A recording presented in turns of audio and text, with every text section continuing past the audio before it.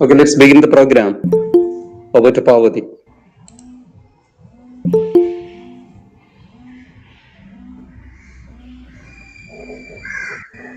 Sir,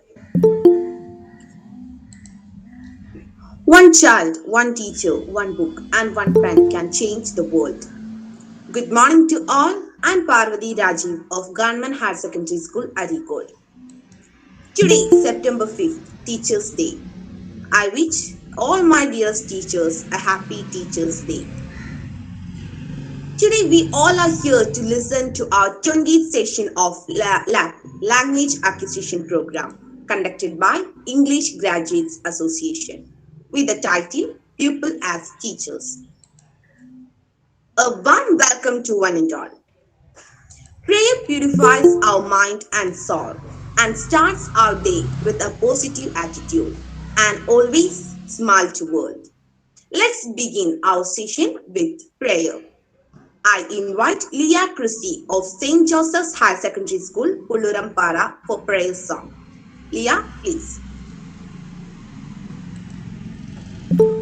Lord, I confess, loving Him, I find my best. Without you, I fall apart. You're the one that guides my heart. Lord, I need you. Oh, I need you. Every hour I need you. My one defense, my righteousness. Oh God, how I need you. In one step, your grace is more. What grace is found is where you are. Where you are, Lord, I am free. Holiness is Christ in me. Lord, I need you. Oh, I need you. Every hour I need you. My one defense, my righteousness. Oh God, how I need you. So teach my song to rise to you. When temptations comes my way, when I cannot stand, I'll follow you. Jesus, you're my hope and stay. Lord, I need you. Oh, I need you. Every hour I need you. My one defense, my righteousness. Oh God, how I need you. My one defense, my righteousness. Oh God, how I need you.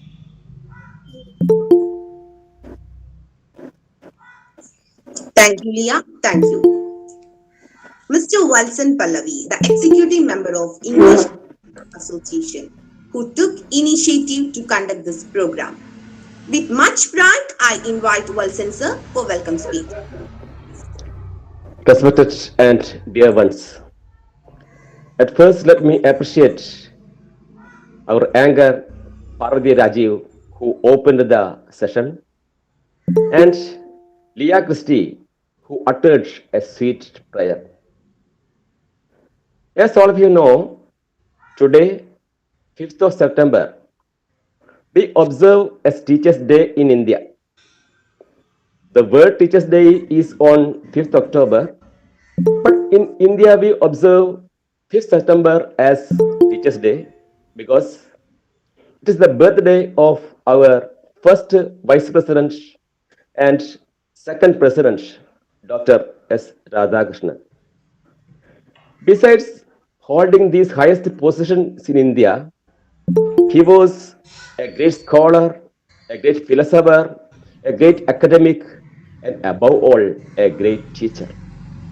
So, on this special day, we have a special session that, as a tribute to the teachers, today's sessions are conducted by two students. And we are so happy to have Mr. Anbat Salsar, the Honorable CEO of KITE, to inaugurate this function. Wholeheartedly, I welcome him to this program. And with great affection, and I welcome the two students, Haripriya Hemanth of GBHS Mancheri and Deepak Arun of GHS Tavanur, those who handle today's session. And I also welcome Mr. Madayangandi Narayanan sir, who is going to preside over the function, and Mr. T.P. Johnson sir, who proposed the vote of thanks, and all other teachers and students participating in this program. It is the 20th episode of Lab. I invite Mr. Madayangandi Narayanan sir to preside over the function. Okay.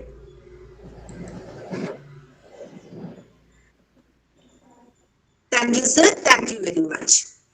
Vadingandi Narayanan, sir, the real man who gives strength and soul to this program. I invite Narayanan, sir, for his presidential address. Sir, please.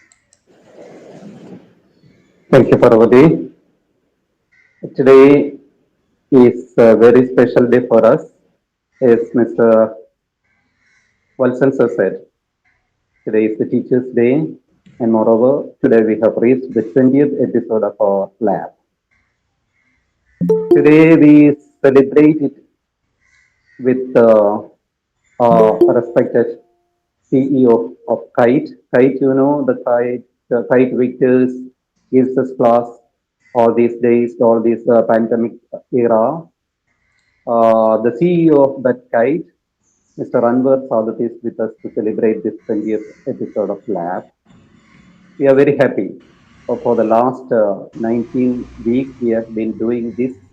We have been together for the on every Sunday from 9 a.m. to 11 a.m. for this lab, and we have been together. We have been making it a great success with our togetherness. And further, I have to tell my pupils that we are thinking of forming a WhatsApp group for the lab, adding the pupils to. The link will reach you soon. I don't want to prolong my speech. So let me give all the success and all the best for this program. Thank you.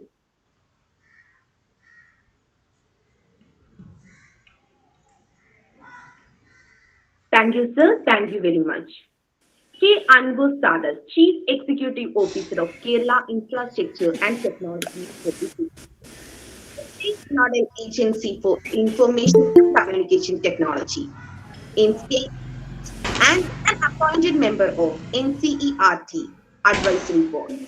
We are happy to have Anbu sir inaugurating this. I invite Anbu sir to inaugurate this program. Good morning. Hope I am audible. Okay, sir. Okay. First of all, I wish a happy Teachers' Day to you all, and I'm happy to be. It's a honor for me to be here to address you all in your 20th episode of Lab. The acquisition program, it's like a language acquisition program, like our ASAP. It is additional skill acquisition program. It's LAP, if the term is good. And I would like to. I'm excited to see the sort of acronyms which you are using for your various program, and like PING for poetry in neutral gear, VISA verbal and interactive skill acquisition. So it's very interesting. Eyes, interact, confidentiality in English, self, speaking English language fluently, and happy to be with you in your 20th episode. I didn't know much about your no association, like English Graduate Teachers uh, Union. It's not union to specifically what's it English Graduate Association, and I got very positive feedback from my colleague, Dr. P.K. Jairaj, who is a senior consultant to KITE for an innovative program called eCube English, Enhance, Enrich, and Enjoy English.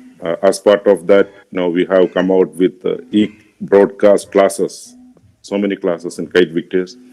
Also, library, e-library in Samagra. You can see so many books which can be, written even from which can be read for kids starting from the lower level, and hundreds of such materials which are available under Creative Common license. That means without any copyright restrictions, but it's all work in its value are available in Samagra portal right now.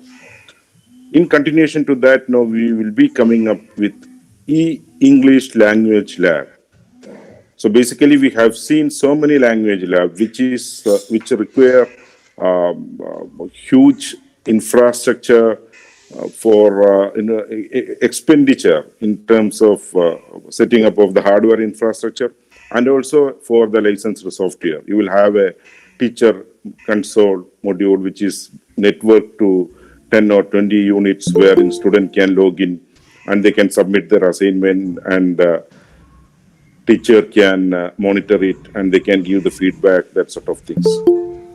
Fortunately or unfortunately, we are forced to go for online education this year, and for the G Suite platform, where we have made a safe and secure platform for the online learning by providing unique login IDs to students and teachers without revealing their sensitive personal information. And also we are now on the thought of starting schools, real schools at the earliest. So maybe in future, even after the pandemic is over and schools are restarting in its normal way, we may go with the blended learning and the flipped classroom concept. I don't want to explain all those things because you have a different topic today, and there is a sessions which are being continued after this. So what I am saying is that English language lab, which we have even started even before this pandemic came into force, we've thought of making it in an offline mode. That means if a school, primary school at Calicut or Malappuram, where they have 5 laptops or 6 laptops, even if they don't have internet, they can install this software in the laptop, which is already given by KITE as part of high-tech school, high-tech lab program. And the free software e-language tools will help you to connect it through the Wi-Fi without having internet, and use it as a teacher console and student notes. So this offline language lab, which is first of its kind in the country, which has been declared by the Honorable Minister in his speech in the Assembly, which will be coming up. So what I am saying that there are so many initiatives which are happening from the departmental level. SSK is doing so many things. DIETs are doing at the district level. And it's true that we have all identified the importance of English language. Basically, it's for all language education, whether it is English, Hindi, or Malayalam. The need to have deeper understanding and acquisition of skills to handle these techniques, languages, and even to apply in the day-to-day life. This has importance in the career perspective also.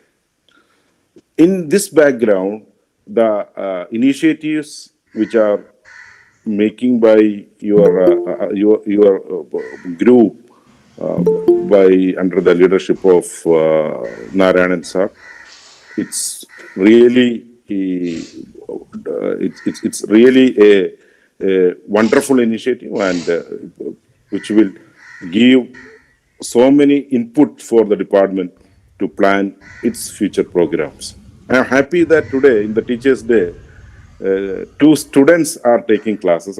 In fact, I would love to sit in the class, but since today there are so many programs, I could not attend it full time.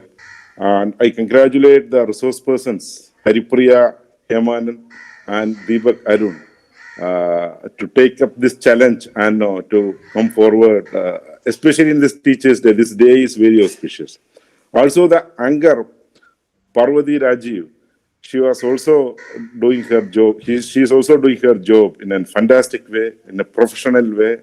And I think more students, teachers will get inspired by this and come forward for the betterment of our public education system. So with these words, I conclude my speech, and I'm happy to inaugurate your 20th episodes of this learning acquisition program. Thank you. Thank you very much, and all the best. Thank you, sir. Thank you very much for sparing your time with us, making this day memorable. Now we are going to our session. Today, September 5th, Teachers' Day.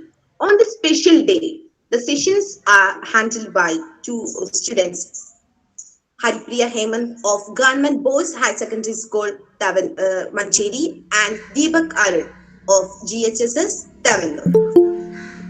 Haripriya Hemanth, first prize winner in inter-school elocution competition organized by ISRO, first prize in District English Fest for debate and elocution, and second debater in All Kerala debate conducted in Government Higher Secondary School, Arikod. With much pleasure, I invite Haripriya to handle the session. Haripriya, please. Good morning, everyone. So today is Teachers' Day, and what other way to honor our teachers than giving them a day off and letting students handle the task? So my name is Haripriya Hemanth, and I am a grade 10 student studying in GBHSS Mancheri, Malappuram. This is the 20th session of the lab series, and we have come quite far, and I would like to thank the organizers and officials for introducing such a wonderful program. I would also like to thank them for giving me this wonderful opportunity. So, the topic which I am going to present today is something which is given minimal importance or is ignored in our society, but yet is an unavoidable aspect. We are speakers of Indian English. Indian English is a recognized variety of English spoken by many in the Indian subcontinent, as well as the Indians living abroad. This variety has its own distinct pronunciation, vocabulary, and grammatical features. However, speakers of other varieties of English without previous exposure to this variety may experience difficulties while in interaction with speakers of Indian English. Indian English itself comprises a number of sub-varieties influenced by the first languages or languages spoken in different regions.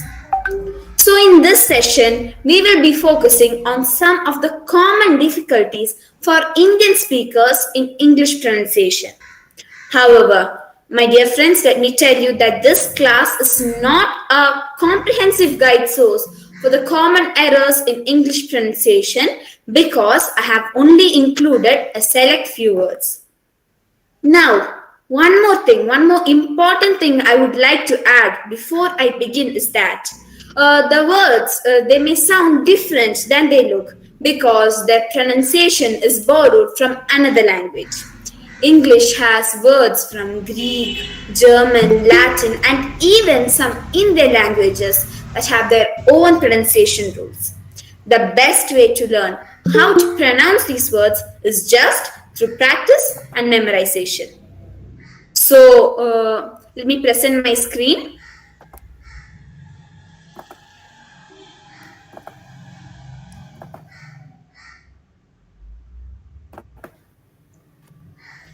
Is my screen visible? Yes. Yes. Okay, so who can tell me what is the relevance of correct pronunciation? Somebody please volunteer.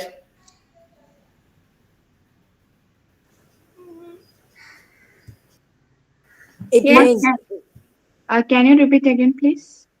Can somebody please tell me what is the relevance of correct pronunciation?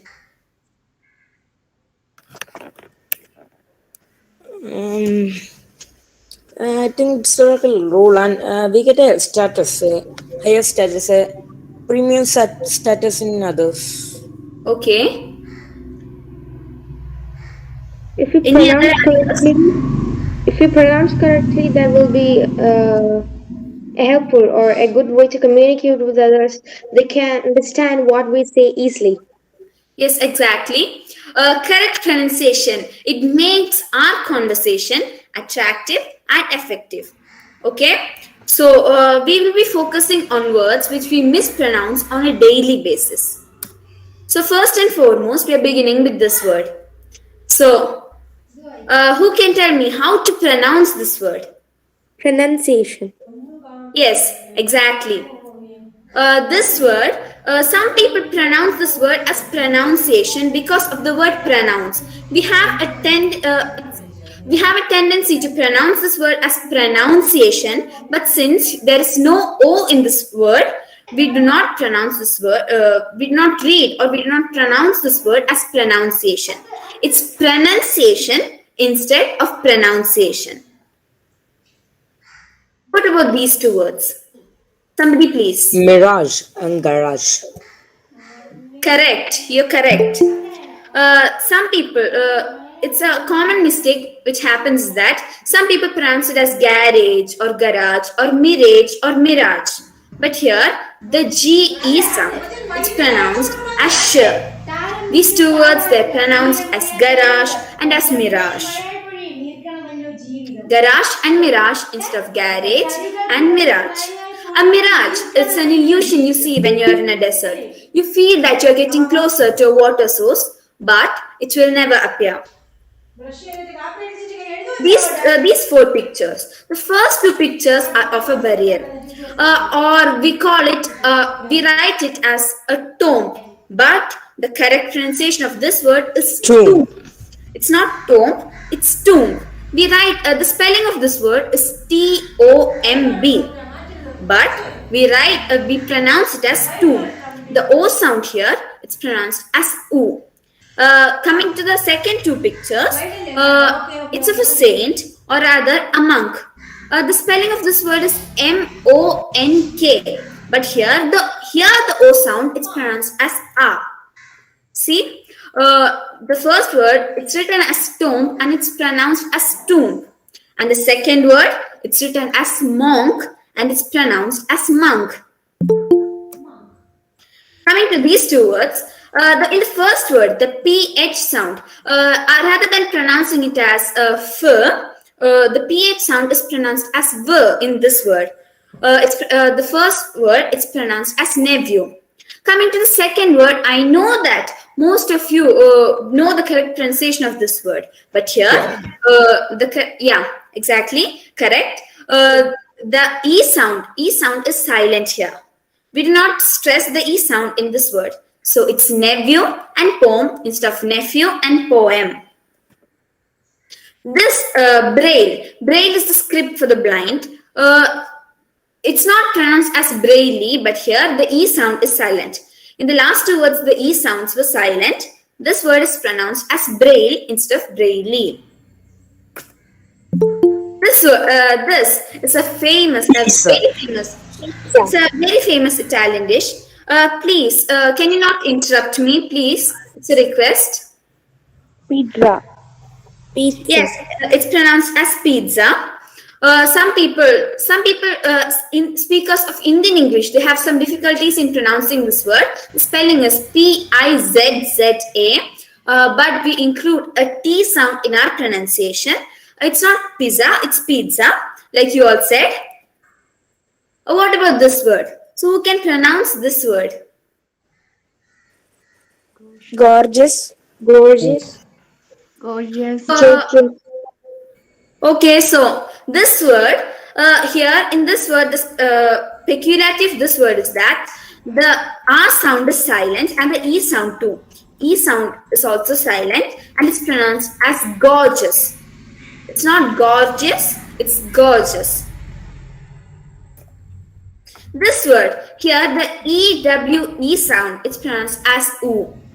So normally we pronounce it as jewelry or jewellery, but here the correct pronunciation is jewelry. It's not jewelry or jewellery, it's jewelry. What about this taste? Who can tell me about this taste? Any volunteers?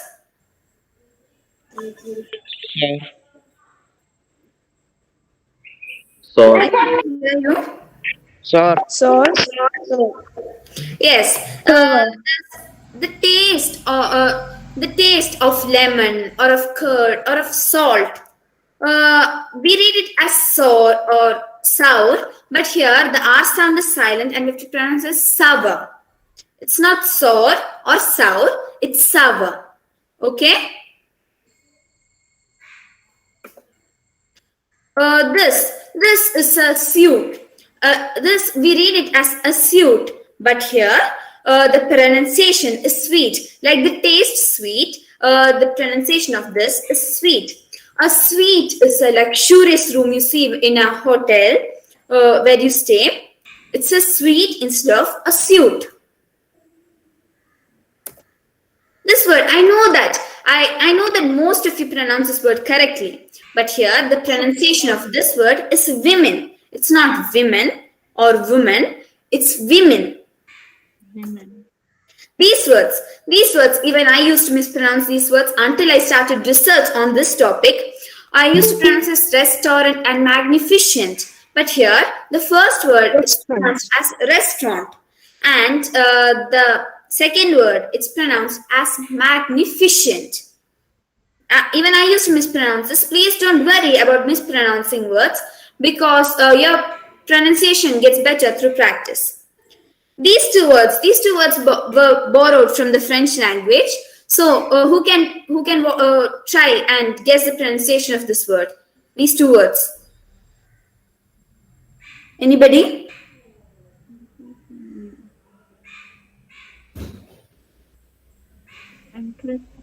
Entrepreneur. And second one is entrepreneur.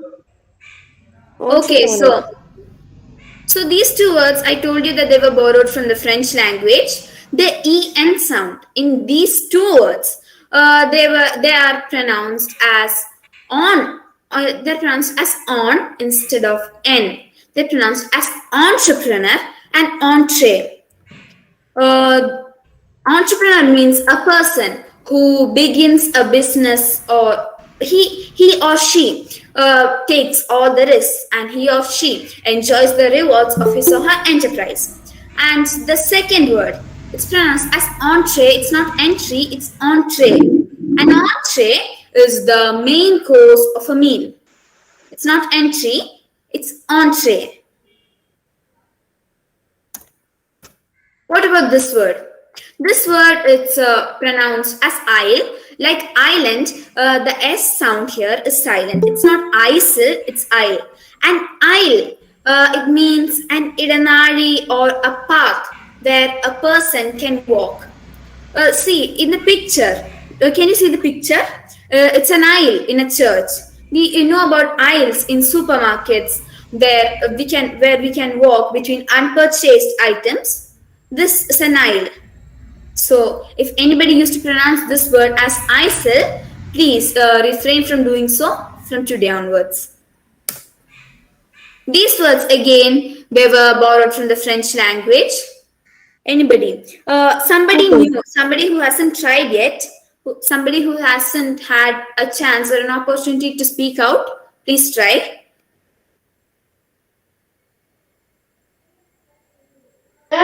Coupon. Coupon. Coupon. Okay, so this word it's pronounced, the first word it's pronounced as coupon. It's not coupon, it's coupon. It was borrowed from the French word cooper. And the second word, it's pronounced as coupe. A coupe is a four-wheeled enclosed space for two passengers and a driver. So it's coupon and coupe. Instead of coupon and coupe, it's coupon and coupe. What about this word? Can anybody try pronouncing this word? Genre. Genre. Please, can you give somebody else a chance? Genre. Okay, so Genre. okay, one common mistake people make is that they pronounce this word as genre or genre, but here the GE sound is pronounced as j. This word is pronounced as genre. A genre is a style or category of art, music, or literature. We constantly discuss about the genres of books or of movies, right? Mystery or thriller. So genre. It's not genre. It's genre. See? While reading it, we pronounce it as genre. It's not genre. It's genre. These two words, the first word here, in the first word, the H sound is silent.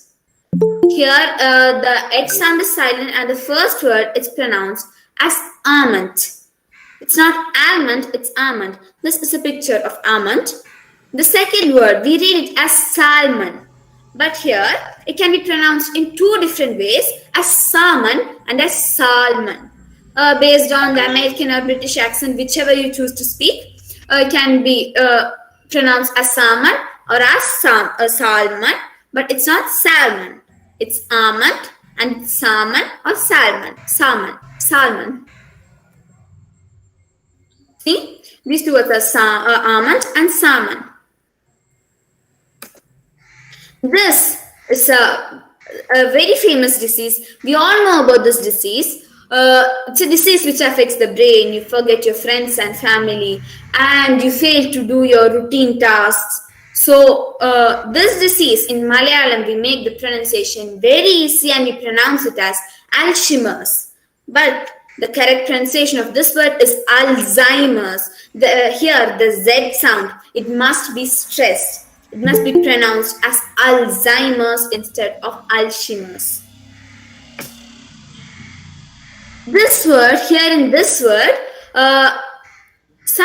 normally what we do is that we make the last E sound silent. But here in this word, we have to stress the last E sound. We have to pronounce this word as epitome. An epitome is a person or a thing that is a perfect example of a particular quality or type. So one example for this word in a sentence is that she looked the epitome of elegance and good taste. Rather than saying the perfect example, we can say epitome. So this word, again, I know that most of you will pronounce this word correctly. This word, it's pronounced as Wednesday. It's not Wednesday, it's Wednesday. It's not Wednesday or Wednesday, it's Wednesday. The days of the week, they are named in a very peculiar manner. So the Saturday, Sunday and Monday, these 3 days are named after celestial bodies. So any guesses? Any guesses which celestial bodies they are? Saturday, Saturn. Moon, Monday. Yes. And then Tuesday, I think. Dinesh. Sorry, Mars. Saturday, Sunday, and Monday. I was talking about Saturday, Sunday, and Monday. Saturday, it was named after Saturn. Sunday, it was named after the sun. And Monday, it was named after the moon. So the other days, they were named after mythical people or deities. Tuesday, it was named after Tu, who is the god of war. Wednesday, it was named after Woden, who is a deity. Thursday is named after Thor. And Friday, it's named after a goddess whose name is Freya. So it's not Wednesday, it's Wednesday. This word, ETC. This word, my mom is a teacher. So whenever she sees this in my answer paper, she says that it is the end of thinking capacity. But this word, truly, this word is a godsend for us students. So the spelling of this word is ETC, ETERA, etc. While talking fast, we pronounce this word as etc. But here the correct pronunciation is etc. These two words. In the first word, we commonly mispronounce it as target or target. But here, the R sound here is silent. And we pronounce this word as target. Target. The second word, we read this as archive. But here, the CH sound, we pronounce it as K as in architect. Not like ch as in church. We pronounce this as K. And the R sound here also the R sound is silent. So this word it's pronounced as archive. Archives are documents which contain information. So it's target and archive. This word, it can be pronounced in two different ways. It can be pronounced as data and as data. It's a common misconception that this word can be only pronounced in either of these two ways. But these words can be pronounced in both ways, as data and as data. Both are not wrong. These words, they have a common, something in common. These words here, the B sound here in all these words is silent. So it's climb instead of climb. It's comb instead of comb. It's lamp instead of lamp. It's plumber instead of plumber. And it's debt instead of debt. So, can somebody please read these words out aloud in the correct way? Climb, comb, lamp, one at a time, please. One at a time. Climb, comb, lamp, Please, one at a time. debt. It's debt. Debt, where the B sound is silent. In all these words, the B sound is silent. It's debt. Anybody else? Haripriya, I think you should call someone. It would be Okay. So Ashwin PS. Yes. Can you please try reading all these words out aloud? Okay. Climb, comb, lamp, plumber, debt. Debt. Here the R sound. So here the B sound, it's silent. Okay, so this word, what about this word? Can anybody try to understand? elite or elite? Elite. Alina, can you please try reading this word out aloud?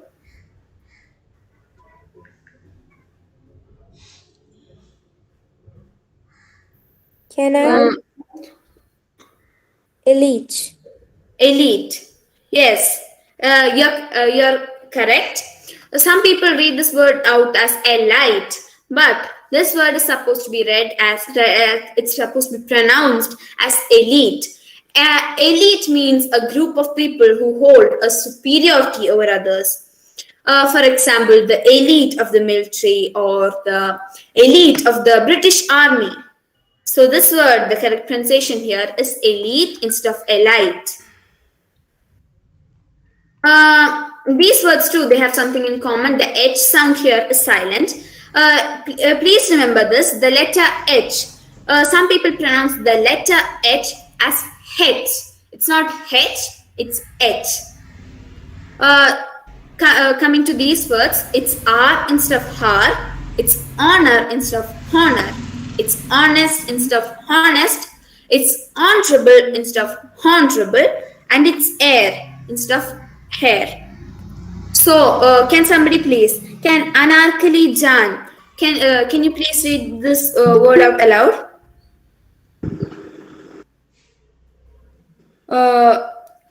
Can I? Who's speaking right now? Who is speaking right now? Can I? I'm Gargi. Okay, Gargi, continue.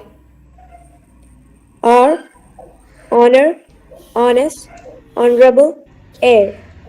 Yes, exactly. You're right. Mispronounced brand names. Some brand names are very hard to pronounce. But from today onwards, we are going to pronounce at least some brand names. We are going to pronounce them correctly. This word, most of us know the correct pronunciation of this word, but still we pronounce it the wrong way. The correct pronunciation of this word is Nike instead of Nike, but we pronounce this as Nike. The correct pronunciation here is Nike, not Nike. This word, this brand is a very famous clothing brand. Here, the H sound here is silent, and we pronounce this as Van Heusen instead of Van Heusen. This came as a huge shock, a very huge shock. I used to pronounce this word as Hyundai, but here the correct pronunciation is Hyundai instead of Sunday. It's Hyundai. This one, I used to pronounce this as Skoda. I used to pronounce this as Skoda for a very long time until one day my cousin smacked me in the head. I used to pronounce this as Skoda. The correct pronunciation of this word is Skoda.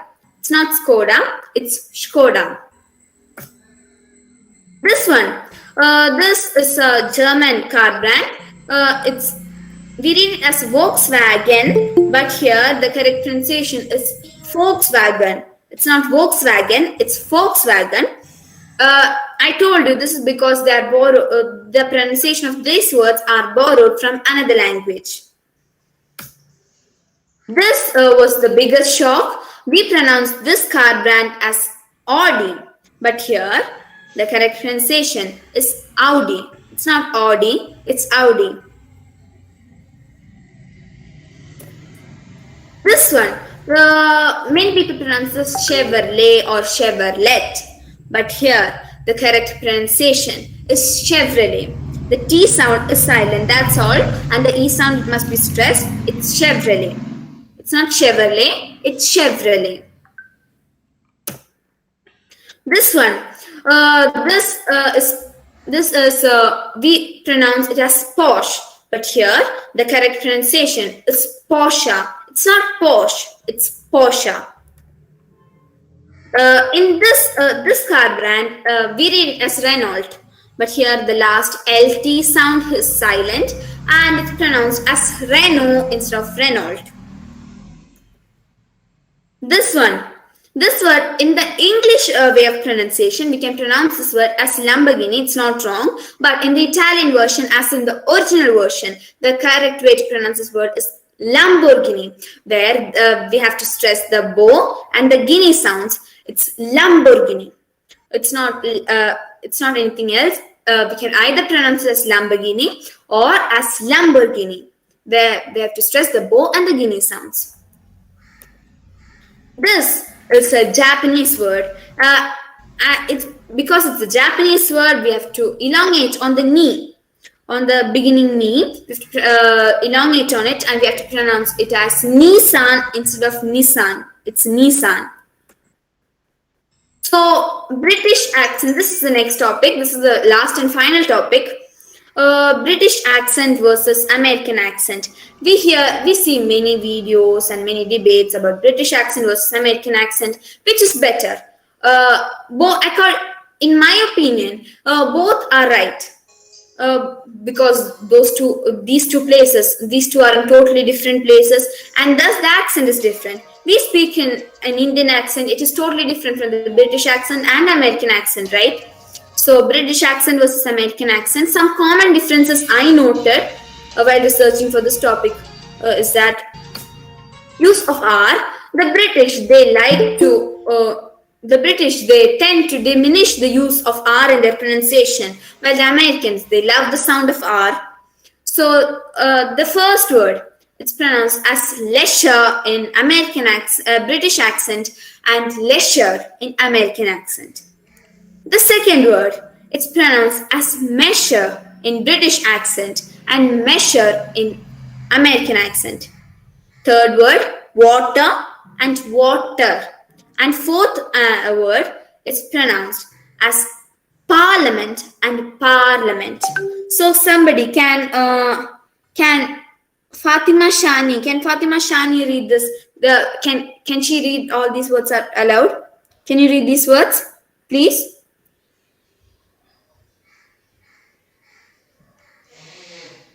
Can I?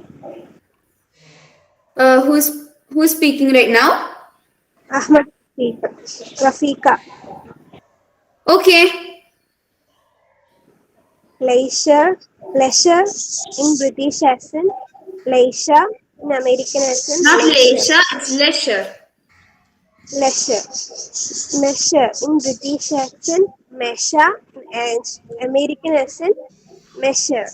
Water in British accent. Water. American accent. Water. Parliament in British accent. Parliament. In American accent. Parliament. Yes, wonderful. So the next difference I spotted is that the use of A. The British they pronounce, for most words they pronounce A as A, and the Americans they pronounce A as A. So the first word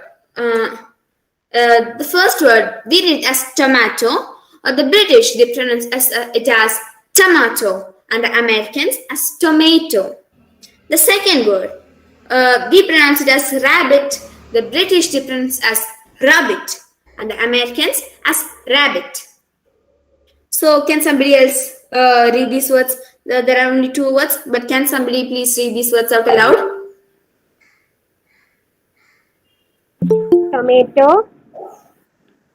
Tomato, rabbit.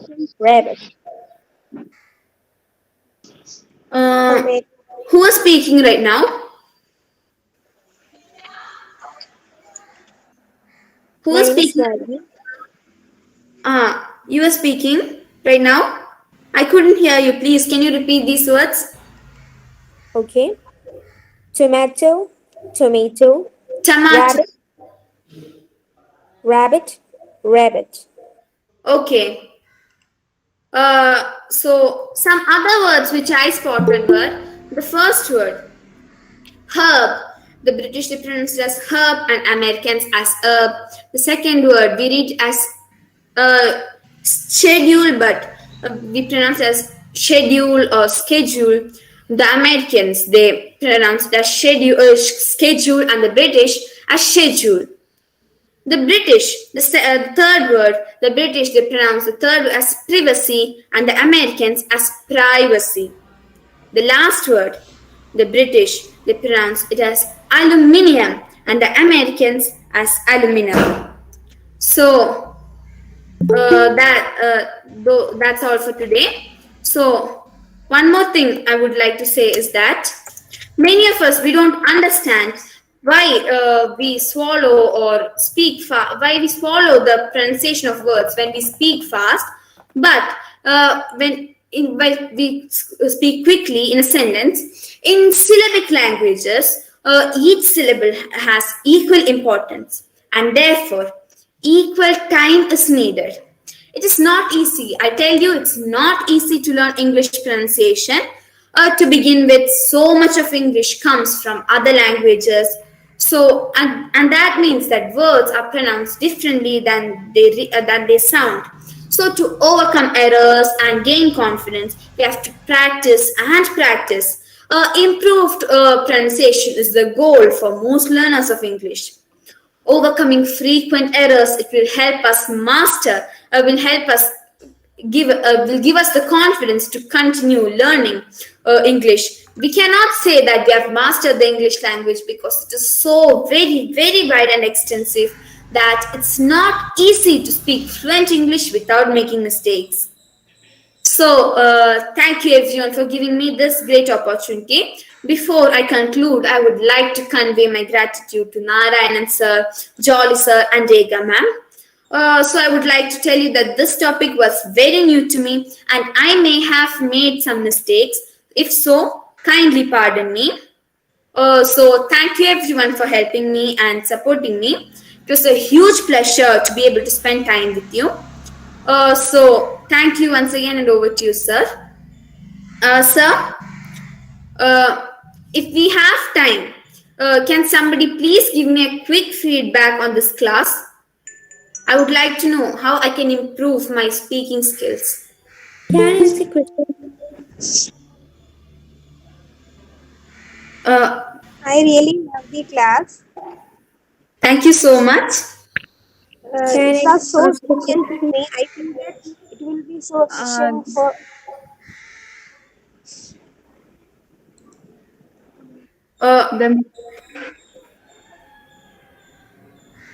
Hello? Hi. Can I ask a question? Yes, of course. There are many words founded by Indians or invented by Indians for their convenience. These are called Indianism. So, example, updating or what's a good name. Can you say what's the reason for this Indianism in English? See, many words they were borrowed from Indian language, not only from Indian languages, not only from Indian languages, from many other languages. It's not because I think it's because British used to rule India. There were many people who came to India from other countries, right? I think from that, there only these words came into existence. That's what I think. Anything else? Any other feedback? Thank you. The class was really helpful. We got so much remarkable words that we was mispronounced, and now we got how to pronounce the words, and it was really helpful. Thank you. Thank you so much. It means a lot. So thank you, sir. Over to you, sir. Thank you, Haripriya. Thank you very much. The class was great and moreover effective. Next, I invite Deepak Arun of Government Higher Secondary School, Tavanur for next section. Deepak, please. Thank you, Parvati. I'm Deepak Arun, and I would be handling a part of today's session. First of all, I need to make this clear that I am not a professional, and I'm only speaking on the. Oh my God, the camera's not on. Try again. Okay, so I'm only speaking on the information that I received from the internet. So there could be a lot of mistakes and a lot of things I got wrong. So if you know the correct ones, please correct them. So now let's begin. In this session, I'll be talking about the origins of the English language and then its evolution from then to now. And then I will be tell you guys about some facts about it, like, just facts. Okay, and then I will tell you the differences between some English words in different accents, like the British, the American, and sometimes the Australian, along with the Indian accents. So, before all that, let me introduce you to the language.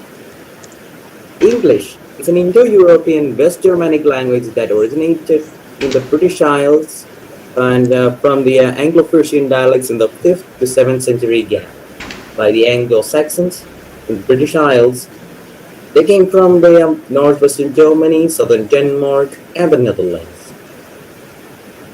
And English is now the most widely used language in the entire world. It is the first language of many nations, including the US, the UK, Canada, Australia, and many more nations. Let's go on. After Chinese and Spanish, English is the most widely used national language in the world. Today, English is widely used as a second language. And a lot of world organizations like the World Health Organization, European Union, United Nations, and many more organizations use English as their official and main language. Over 370 million people use English as their main language, and over 750 million people use it as their second language. That is 67 countries.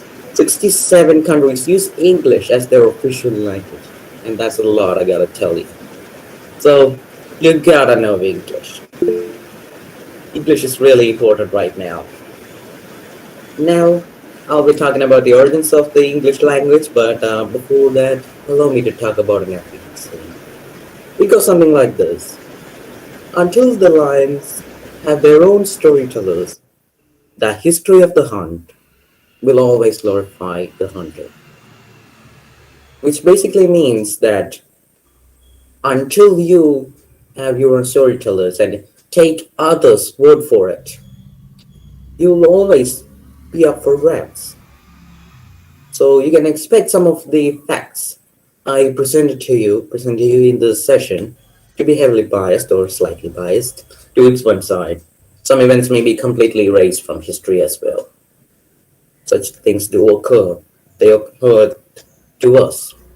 Just need to go through some books, and you'll find out that a lot of important events of Indian history has been completely erased from existence. So yeah. So take it with a pinch of salt. Now, it is almost everything on this session is that I got from the internet. So you may not see it as I do, as it is right or wrong. Anyway, let's get into it. Now let's talk about the origins of the language. The English language, as I said before, originated in the British Isles in the 5th and 7th centuries AD. It was used by the Anglo-Saxons in the British Isles. The English language this version of the English language was called the Old English.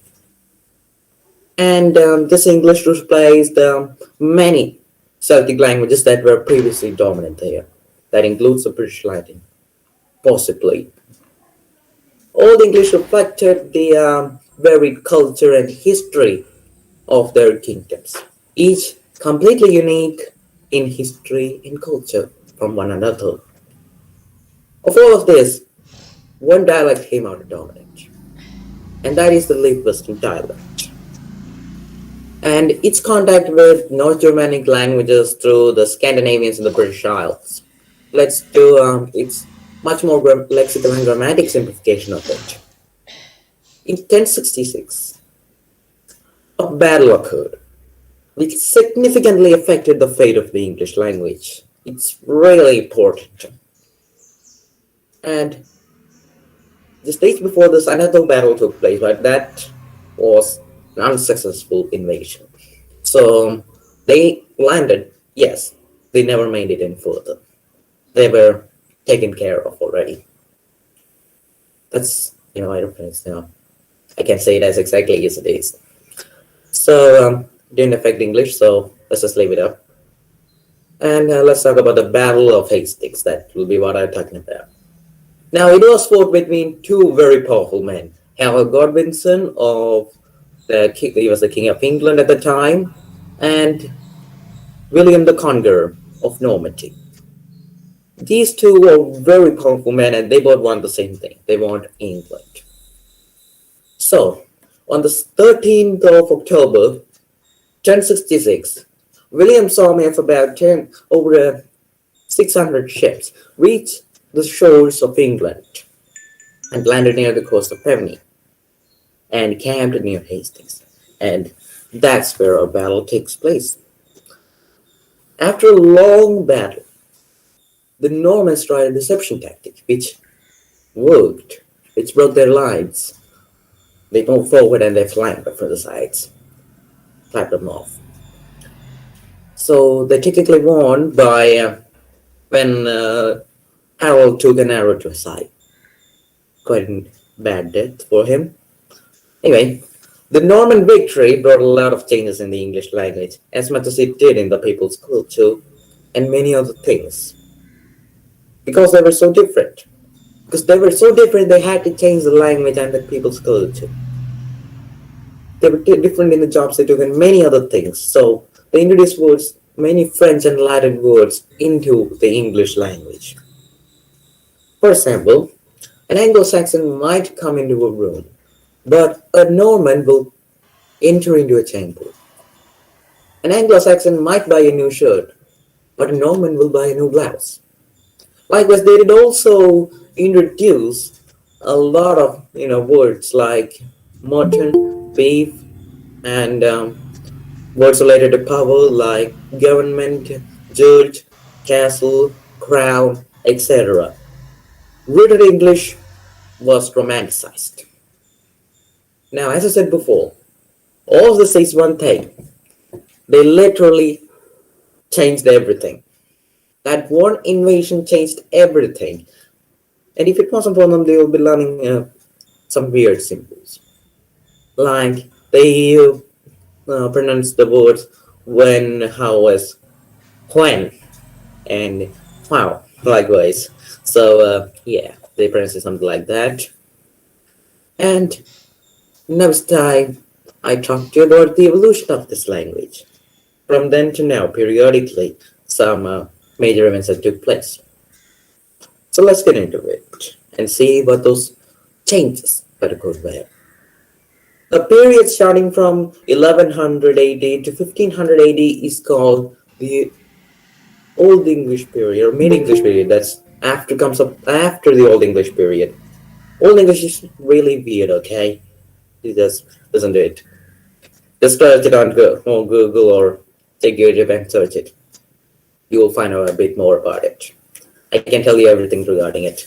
So let's just get into the next period, that is Mid-English period. In this time, the English language used so many foreign words that it appeared highly irregular. And in the 1500s, a system of orthography was developed, and it's still in use today. So what this basically did was to limit the amount of dialects in the written language. It did limit the dialects in the written language. Compared to the spoken one, there's still a lot of dialects out there. It's around these times that a great English poet, playwright, and actor lived. And who could he be? Make your guess. Could you please make your guess? Could you all? Can you please repeat? Okay. I'm talking about a great English playwright and poet who lived around the 1500s, time around the 1500s. Who could he be? Or did you make a guess? A guess. A guess. Okay, you know what? No, let me move on. Okay, let me give you the answer to that. That's William Shakespeare. He lived around this period. And he is the early modern English. So I can say that it's around this time that the early modern English period starts.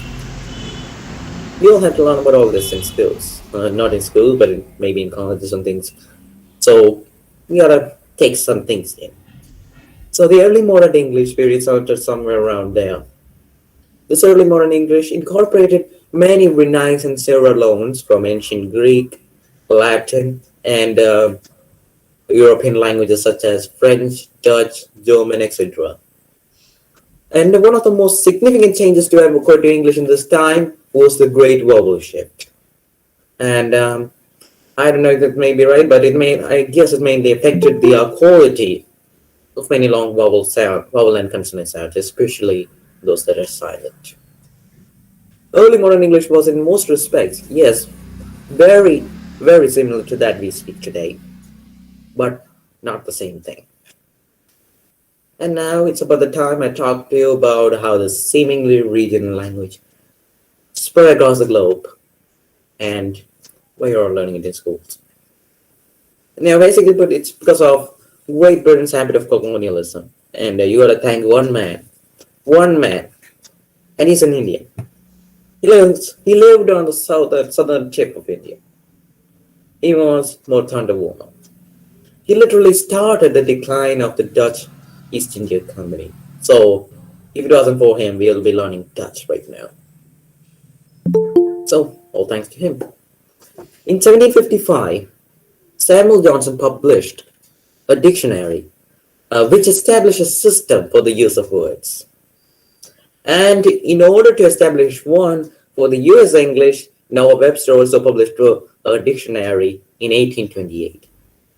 That was the first truly American dictionary, so keep these two guys in mind.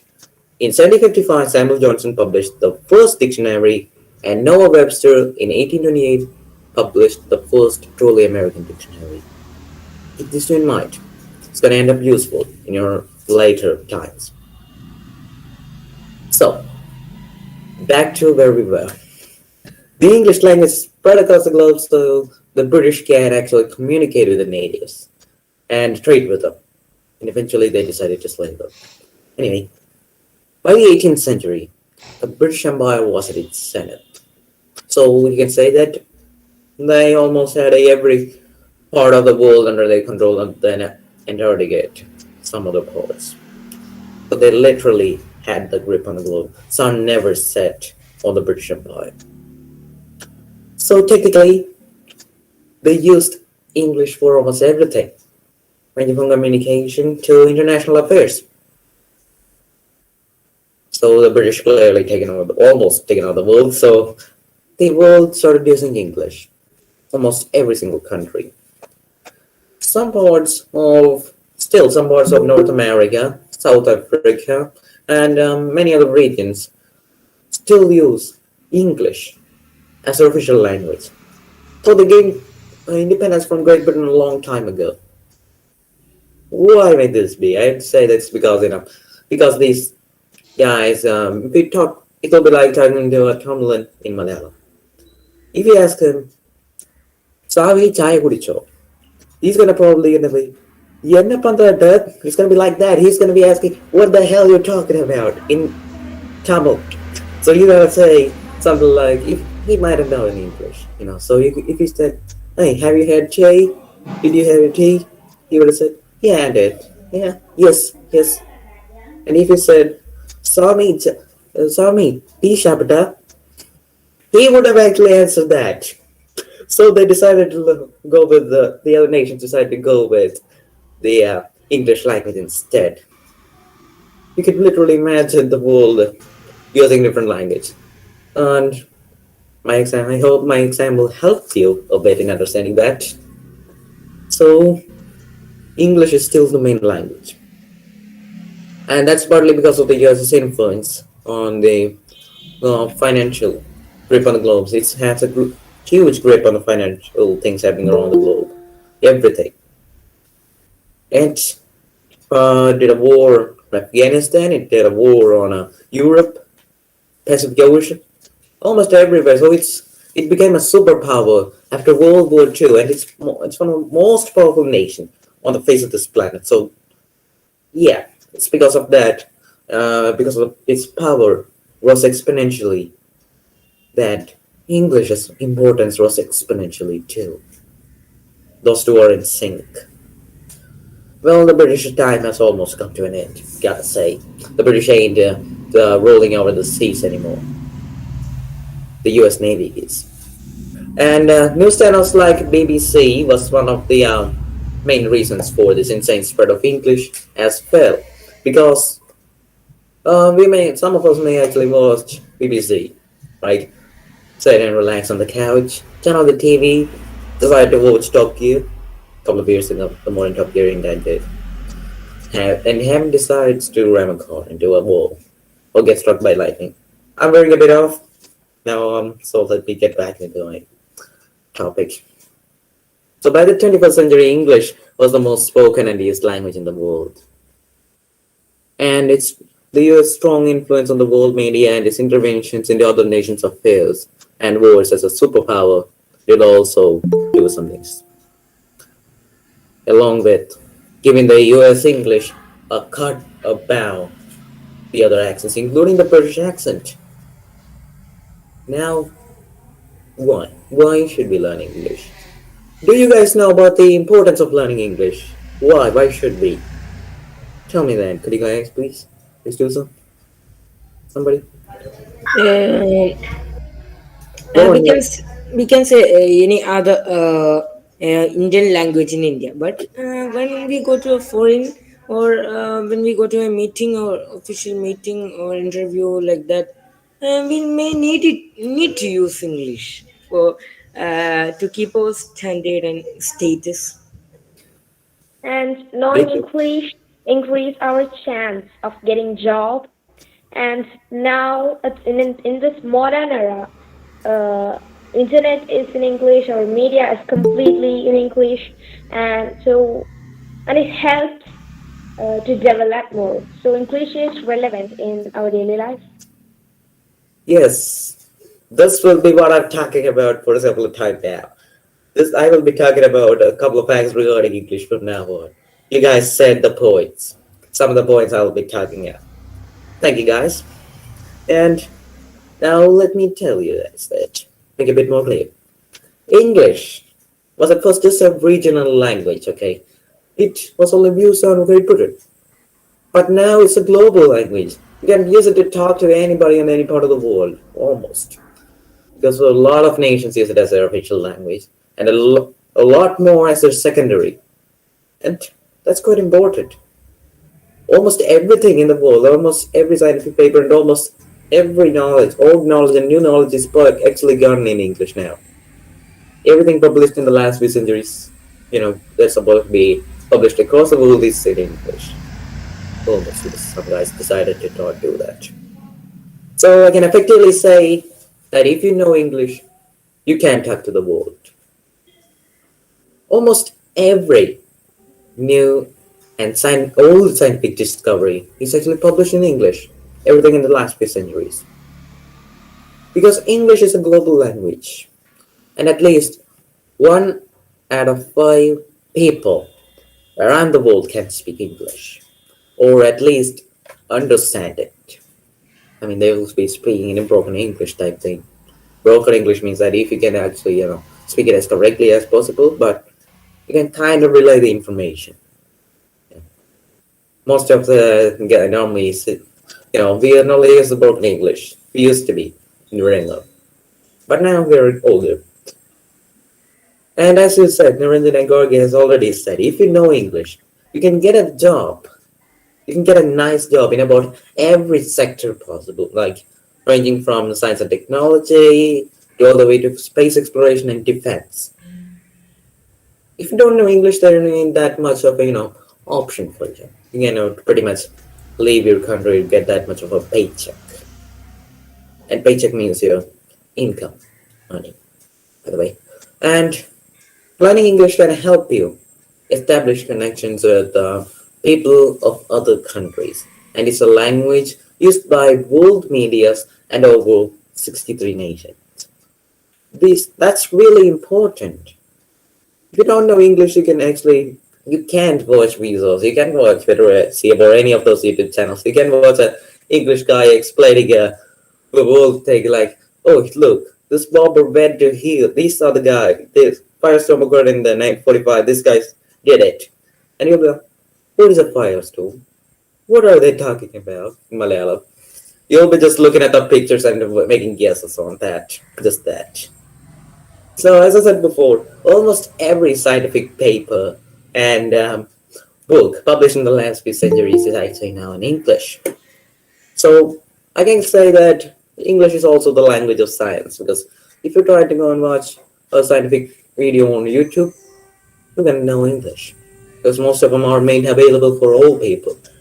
Like, most of them are the people of the world, to know more about the world we live in. So they publish it in English, so more for people can Get what they say. They gotta know English to learn science. English is the language of media, as Hollywood programs and news channels and other movies and everything uses English. And they're all broadcast across the world. And we can't say for sure that our normal movies aren't actually broadcast across the world either. It's the ones that in English that are broadcast across the world. Ours ain't. But this almost all of these programs and things broadcast across the world use English. English is the main language of the internet, as most of the documents on it are available only in English. Sometimes you will encounter such problems. You're gonna be looking for, a bit more documents to learn more about a certain thing. And you will they see that there's next to nothing on Malayalam. And there's more in English. It's There's a bit more facts on English. You'll see that. I literally saw that. So English is also the most important language in businesses as well. And that's because almost 1 out of 5 people all over the world knows English. So in order to tell the world of your product or what you got for it, you gotta tell it in English.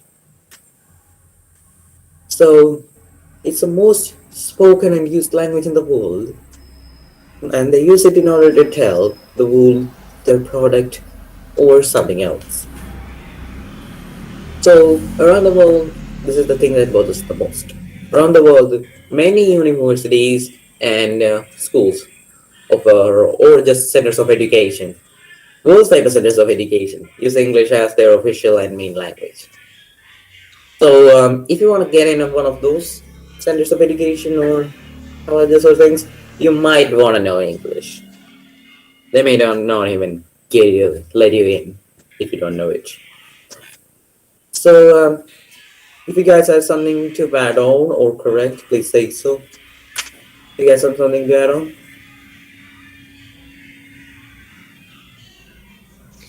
Can you repeat, Deepak? If you have something to add on, then please say that. Nothing. Nothing. Please continue. Okay, I have to ask a question. I think that English spread all over the world through the the trades in the medieval period. Is it right, Deepak?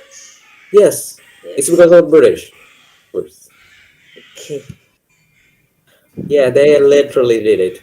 And one man, you gotta remember that one man, okay? That's Moikanda Warma. Remember him. If it wasn't for him, we would be learning Dutch instead. Okay, is that all, Niranjan? Is that all? Yes. So, moving on. In most cases, knowing and how you write English or speak English is more important than how you know how you do the job. In most cases, it is. Even in India, the such state occur. It also does. Most people use it as a means of stating whether someone is smart or intelligent, or likewise, they use it for that purpose. And I know it's not wrong; it's completely wrong. But still, you gotta know English. So whenever we think of learning English, some questions may come to our mind, and I got some questions written down, so I'm gonna read it to you. The question that came to my mind. Now, here it goes. Why should we learn English? How do you or can you speak English fluently without any difficulty? How should you or why should you repair and modify your pronunciation? How much of help does learning English in schools provide? And is vocabulary really that important? Is expanding your vocabulary that important? How can you learn English using the web? How can you understand and learn other English accents? So the question to you guys is, have you ever or thought of any of these kind of questions? Any of these kind of come to your mind when you thought of learning English? Yes, it is. So, Before attending the classes like this, I just learned the English from our text, and I realized that the real English that we are speaking is more different than we learn from the textbooks. I think it's more formal English, and there we need more words, more words and vocabulary to write more description, notes, brief notes, etc. Okay, and realize that much. I think that much doesn't matter. Then, Yeah, then we have to speak English fluently. I think we have to think our thinkings must be in English. Then we think in Malayalam. Can I use Malayalam?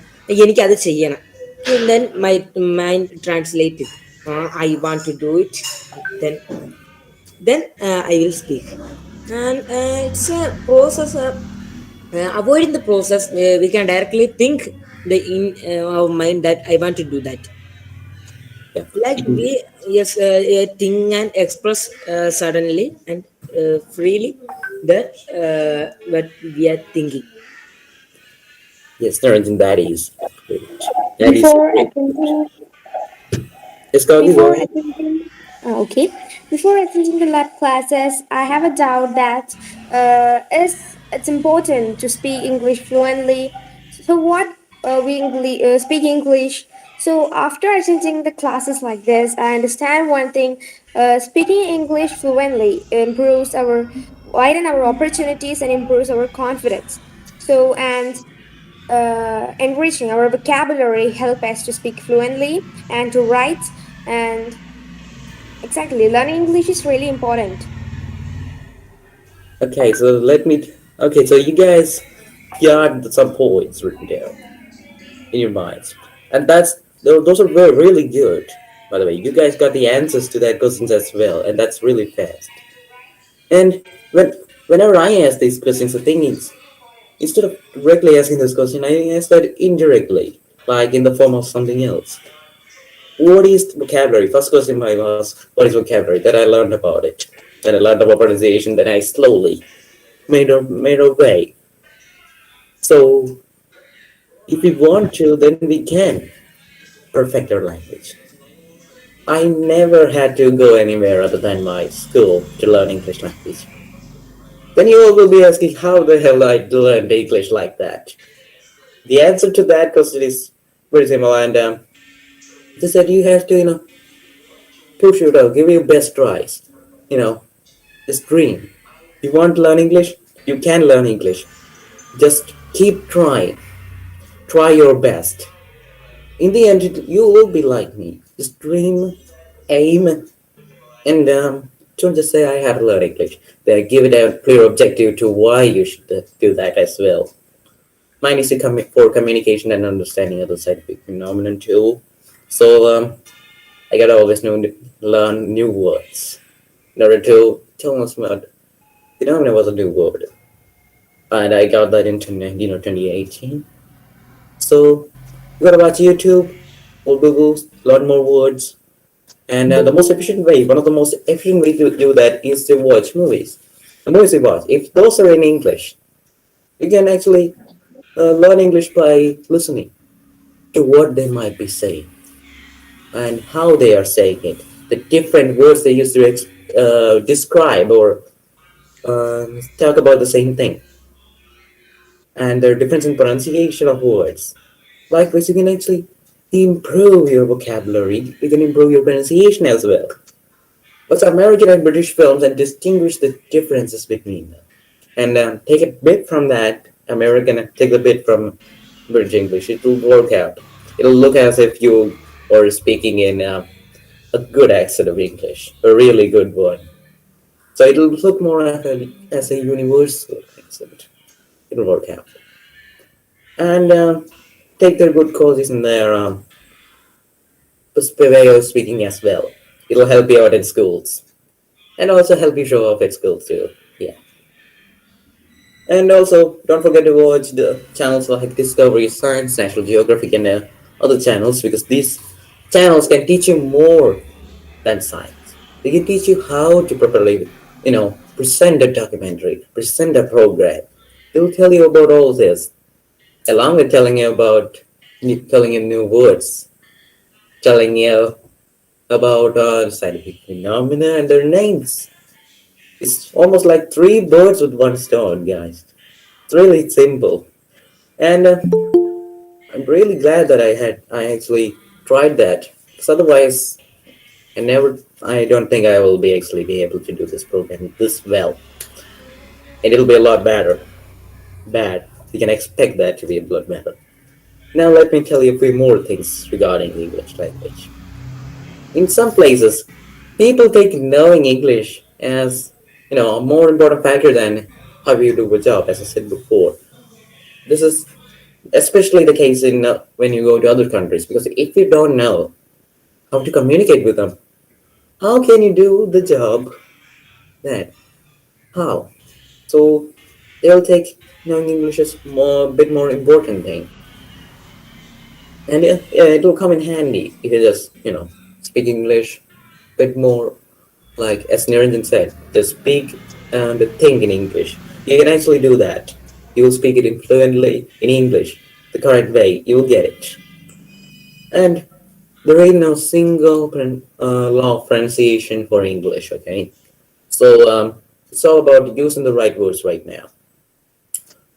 The US, the UK, and many other regions speak their own distinct version of English or accent.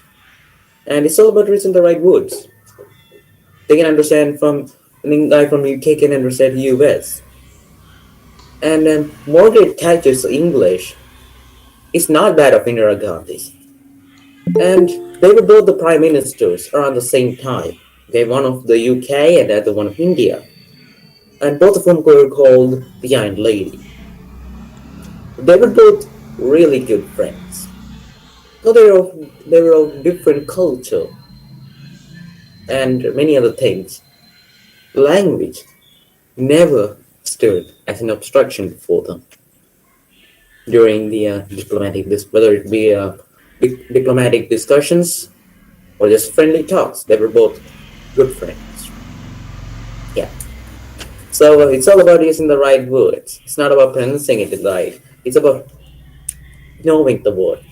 Just expand your vocabulary. First, more. The second comes pronunciation. Then you should pay just a little bit in the grammar while speaking English.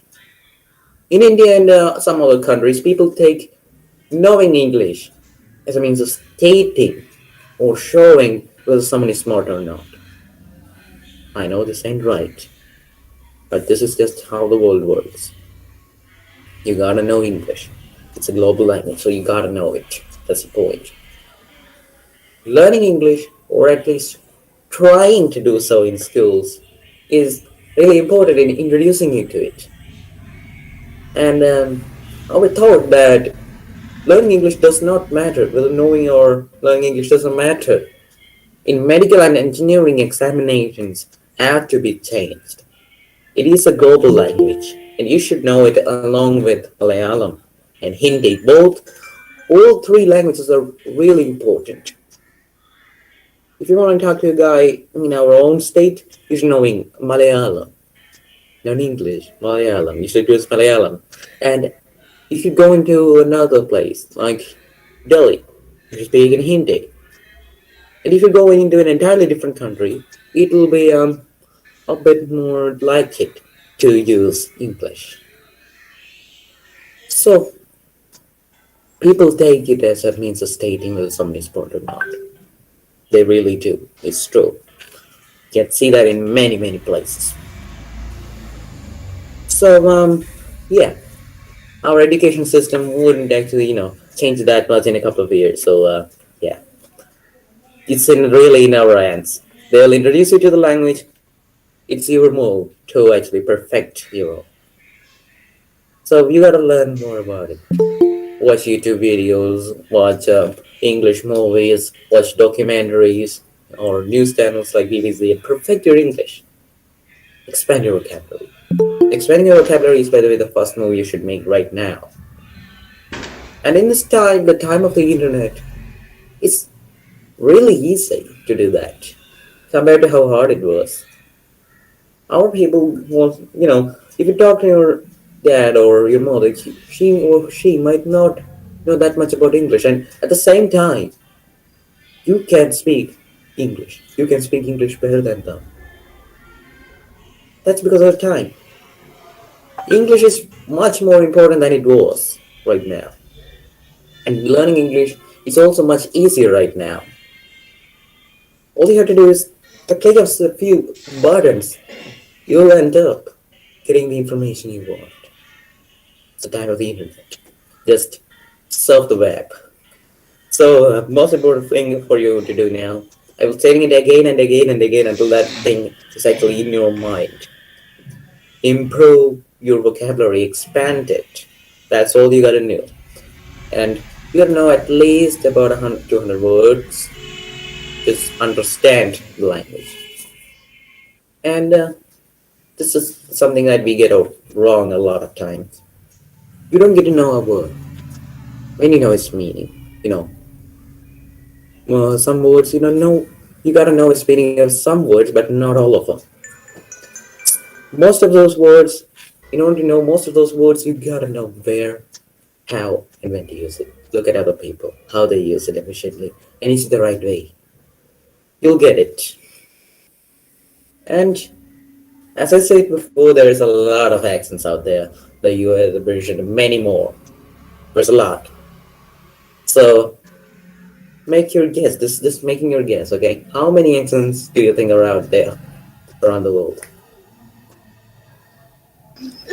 Can you repeat, please, Deepak? How many accents do you think are there around the world? How many things are there? How many English accents are there? I think there are mainly two of them. English, British English. Mainly two of them, but some regions influence English language.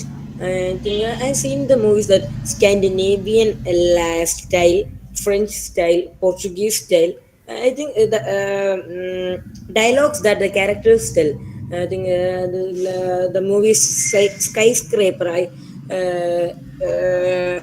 I I was saw like a it. dialogue that he had a Scandinavian accent, and then I thought that what's the difference between the accents? All are English, but when I listen more and more to the language of the people the character has been mentioned, I get that there's a difference in saying the language, different acts and accents. Yeah. I think there are more than 100 accents in this world. Well, let's just say that almost every nation on the face of this planet has its own very distinct accent. Australia has its own, the United States has its own, Great Britain has its own, and India has its own. We all speak a variant of the Indian accent, by the way. We don't speak it as exactly as it is. We modify it according to how we want it to be. How it's more easier for me to pronounce some words. But still, it does exist. The word brinjal in the Indian accent is in the British accent aubergine, and in the US accent it's an eggplant. There's a lot like this. There's a lot of difference between the words they use to describe things, events, or even in their pronunciation. So yeah, different accents use different things to describe different things. I hope I did not confuse you with that last thing. So moving on before I confuse you anymore. Now, what do you think is the most prominent or the most used accents in the world? I think US and UK. are the- Yep, good guess. Mine is that too. UK is the oldest, I believe, and US clearly has a lot of influence on the globe, so I'd guess that too. But Australian does also come in. I want the rest of you to, everyone, to try and answer the next upcoming questions. Yeah, you got some questions headed your way. So there's a lot of, I believe Australian accents should come in because they have really scary things there. They literally declared war on their bird. We never declared war on the peacock, but they did declare war on whatever that thing is. It's really scary when you think of that. And they have creatures with a beak of ducks and boxing mammals, that in humans. Yeah, and they also do have giant spiders. They're pretty much famous for all those wildlife. And yeah, so most of memers can actually know what I'm talking about because memes, efficient way. You can learn English. Sometimes they will tell you that English, and they can actually have a fun time. Most of the time, you will have to wait for a comedy show, but just watch me memes like reading or there's a lot of book reading. Anyway, I'm veering a bit off my subject here, so let me get back onto the subject. So, what's the difference between these accents? What is the difference between these accents? What may be there? I think the stopping of words and the, saying the words in different ways and the pronouns of words and stopping a sentence or stopping a word and making more force on a word, a particular word or a Letter. letter. Yes, like that. I think like there will be a difference like that. Yeah, like there were so many differences out there. And Maybe its pronunciation will be different from others. what? It's not clear. Spelling may be different. Words Its may be different. pronunciation is will be different. Yes, it'll be different. Both of those things will be different. That's most of the time it is different. Both of those things. So, whenever you read or write something, have you ever thought of what accent it may be from? I think we are not. We are just writing it for submitting it first and making it more bright and rich. And we don't care what's accent it's from that.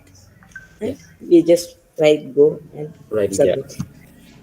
I guess that after this session, you may be actually paying a bit more attention on that kind of things. Yeah. And yeah, what's the rest of your opinion on that? Does anyone else pay attention to those kind of things? Or will you?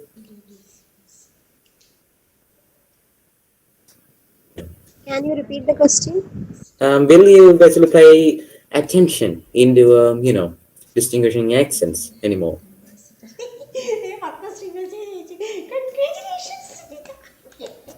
Will you actually distinguish between different accents? Would you try to do so? We don't think about the accents really. We just know it's a English. Not we don't part it as different ways. We just think it's English. We just say like English. We don't know that the UK accents, different countries' accents. But we do try to mimic it. I Yes, like I usually use three accents, but I'm trying to also learn the another one, and also the US, the British, and the Indian. The other one I talked about is the Australian accent. I'm trying to learn it. It's quite funny, the Australian accent compared to the rest. I literally laughed when I first found out of the pronunciation differences. Yeah.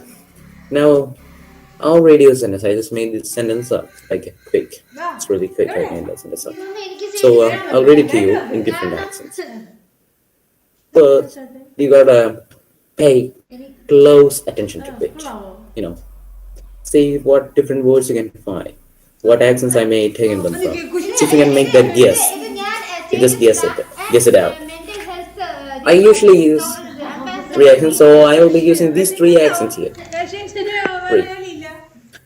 Find out what these things are, how many of those accents I used here, and what words I will be using here. American accent, Hey, I haven't even read the sentence yet.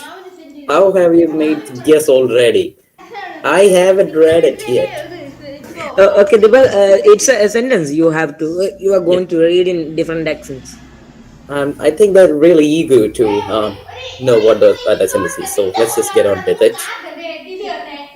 In the internet, I saw an aubergine roll off a truck onto the pavement and into a puddle of water. I'll read it again. In the internet, in the internet, I saw an aubergine roll off a truck onto the pavement and into a puddle of water. And get some words up.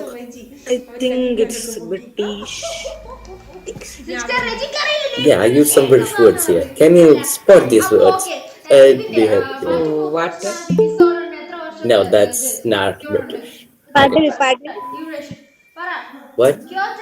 What is that? That is not clear. Any other word other than that? Paddle. Puddle, I think. Puddle.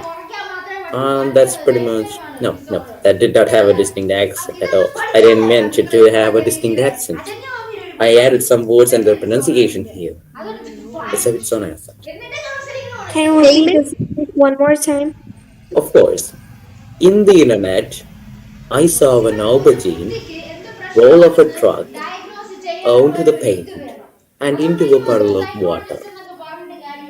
Nobody. What? Bottle. Bottle, bottle. I never said the word bottle in it. I never said it. Bottle. I never said it. The word What's nobody. the word Payment. on the I Puddle. think it's In payment. the word puddle. I never meant it to have its own distinct accent. So, as I said to Naren, to you guys again, I didn't meant puddle to have its own distinct accent. So, let me just tell you what those words and pronunciations were. First up, internet. Here, I spelled word internet as internet. I took it from the US accent. Internet, that I didn't even spell the T there. Internet. That's the first word. The second word, I used the word aubergine. That is taken from the British accent. And the word truck was taken from the US accent. എന്താ സബാസ്റ്റൻസ് ഒക്കെ കേറിയത് ഞങ്ങക്ക് വേറെ teachers കുഞ്ഞാട്ടൻ മാത്രം കയറിയാ പോലെ ഞങ്ങൾക്കും കയറണ്ടേ ഞങ്ങൾ ടീച്ചേഴ്സിനൊക്കെ വിളിച്ചു പറയണ്ടേ കുഞ്ഞാട്ടൻ ടീച്ചേഴ്സിനൊക്കെ വിളിച്ചു പറഞ്ഞല്ലേ ഞങ്ങൾക്കും വിളിക്കാനുണ്ട് ഞങ്ങളുണ്ട് Could you please mute your mic? അവൻ ഇതുവരെയായിട്ട് കേറിയിട്ടില്ല. Could you please mute your mic, please? Hold on and give a chance to others, okay? Somebody is leaving their mic on. So, next up, the word water. Water, as I said.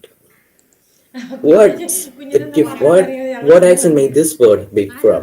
I want you to make sure it's Indian. It's an English word, yes. So what accent may it be from? That's my question. Is it the UK accent, the British accent, the US accent, or the Indian accent? Indian accent. Correct. So instead of spelling it as water, I spelled it as the W turns into a V. And I did also put a bit of a pressure on a letter there. Somebody else other than Garg and Naranjan, please, spot that word. For that letter, I put pressure on it.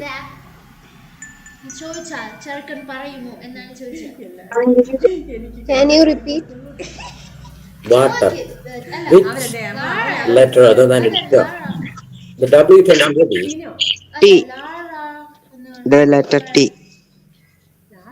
There's also one letter that I put a bit more pressure onto. R. No, it's the final sound. R.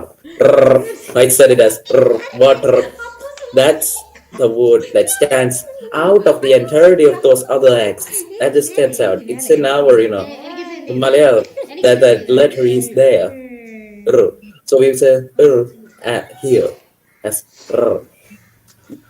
That's that's a distinct, you know, feature of our accent. Therefore, I can say that that word is from the Indian accent. And the word payment is a very usually used accent in the it's really usually used the word in the British accent, by the way. So I basically use three accents here: the Indian, the British, and the US. So you guys got that, right? Not So, really. not really. My own is just going that you can actually go to YouTube and just search a bit more, into accent things, and you'll get a bit more on this, insight into this kind of things. We can all Okay. do this. Yeah. Yeah. And yeah, there's a lot of accents also that we unknowingly use daily. It happens to me. Okay. And so like when we learn about these accents, that we actually know that, oh my God, I've been using three accents all this time. What? And you'll be like that. So how would this thing happen? How does this happen?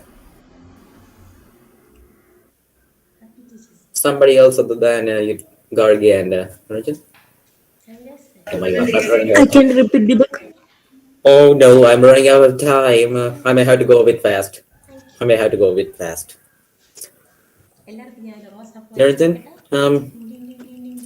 it's Hello. just that we use so many accents daily, unknowingly, most of us. How does this happen? Just put it, fast. It has to be short. Shorten it. Can you please repeat?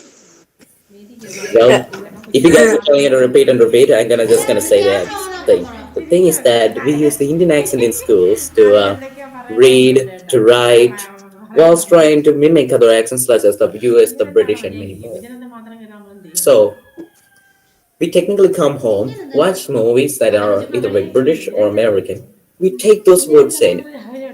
All of this get mixed up, and in the end, when you say something, you are speaking all of these accents. It happens to me. I mean, literally. Yes. Whenever I say something, there may be a British word there, American there, and an Indian here. So, yeah. So you can actually find a bit more difference between accents after this session, I believe. And next, I'll read you a paragraph. And I may have to go through it really fast. It's taken from the Call Seconds Cosmos, the first chapter. And here we go. First, let me write in an Indianish style. Ish, because I cannot spell an accent as it is. Here it goes. A galaxy is composed of dust and gas and stars, billions and billions of stars. But every star may be a sun to someone. Within a galaxy are stars